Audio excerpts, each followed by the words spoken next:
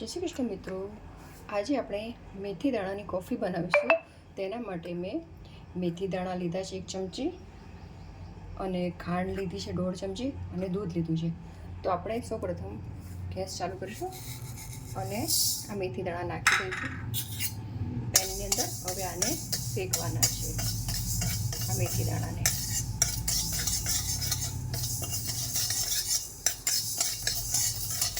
આ મેથી દાણા સાવ બળી જવા જોઈએ ત્યાં સુધી આને શેકવાના છે।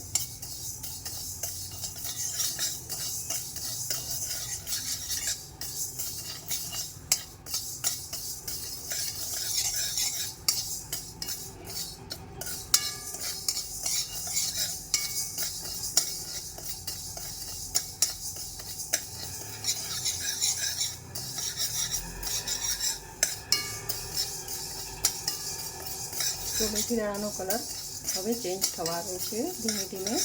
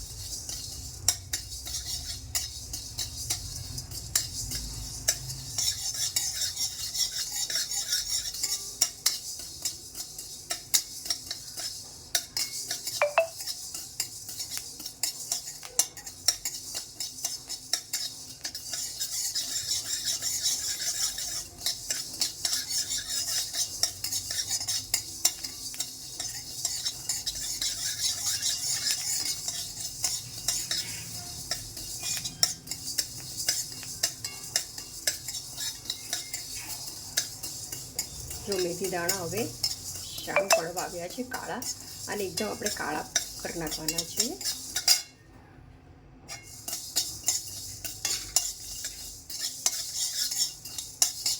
આ મેથી દાણાનો આપણે મુખવાસ પણ થઈ શકે છે, એની ચા પણ બની શકે છે।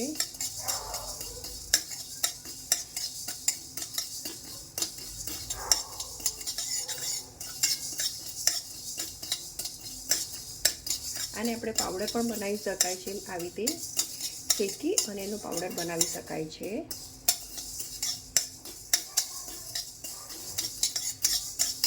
અને આ હેલ્થ માટે ખૂબ જ સારું છે। આ જો આપણો મેથી દાણાનો કલર ચેન્જ થઈ ગયો છે। હવે આપણે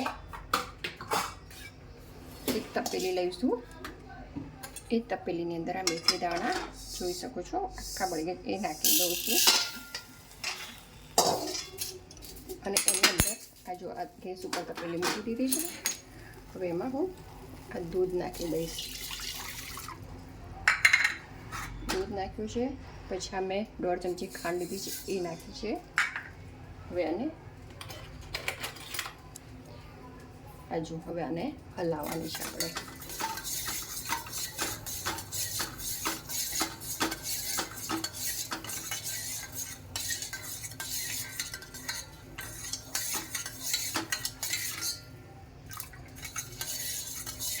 આનો એક ઉભરો આવવા દેવાનો છે અને આ કલર ચેન્જ દૂધનો થવો જોઈએ।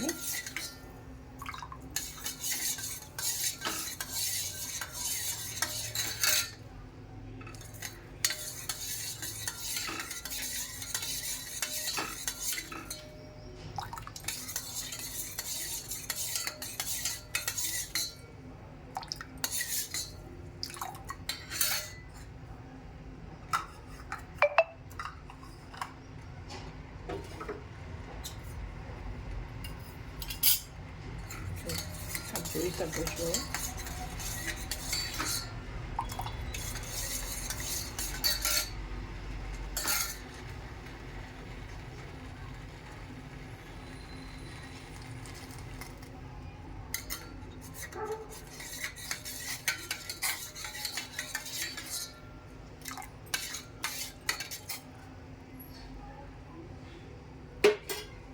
હવે થોડું ગેસ આપણે ફાસ્ટ રાખીશું.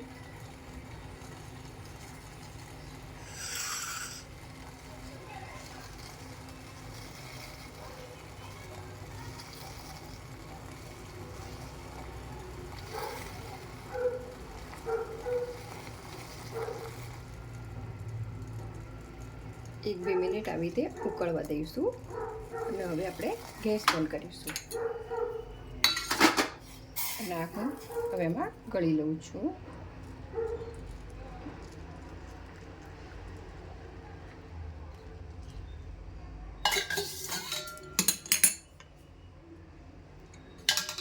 જો આ આપણી કોફી, મેથી દાણાની કોફી તૈયાર છે. જય શ્રી કૃષ્ણ.